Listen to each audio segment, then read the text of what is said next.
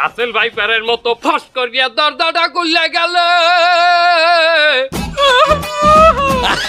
সামনে যাইয়া দেই বেলা জুবরা আর ঠোঁটে লাল লিপস্টিক মাহাইয়া হাতে পিছা লইয়া দেওর নান খারাইয়া রইছে আমার বউ। তরের ঠোঁটে কইলাম বিবি রে, যে কয়টা পিছাইতে দিবি দে, আজ মাহফিলের লইয়া দেরি হইয়া গেলে এইতে তোরে ঘুরাইতে নিতে পারি নাই। বিবি কইলে এ গোলামের বউ, তুই আমারে কাইলগো নিয়ে যাবি, আজগো মাফ করিয়া দিলাম, কাইলগো যদি না নাও তোরে পিছাইতে না দাও দিয়ে কোবাম। আমি কইলাম বিবি রে,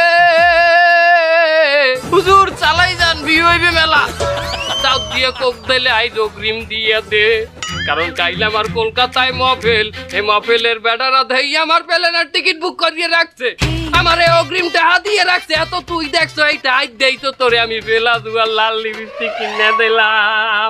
বউ কোন রকম বসে আর পরে বউরে কোন রকম তেল পানি মাথায় চানিয়া দিয়া দুধ কেলাইতে কটা ভাত কফলাইয়া খাওয়াইয়া ঘুম পড়াই তুইলাম। এরপরে আমি বেন্যা কালে চলতে গেলাম শাহজালাল এয়ারপোর্টে, প্লেনে চড়িয়ে নামলাম কলকাতায়। কলকাতায় নামে এয়ারপোর্টের বাইরে যাইয়া পেটে লাগছে খিদা, আশেপাশে যাইয়ে দেই ডাইন সাইডে আলুর দম আর লুচি বাজতে আছে, তাড়াতাড়ি সেট করিয়া খাইলাম। আবার পরে যেই বিল দিতে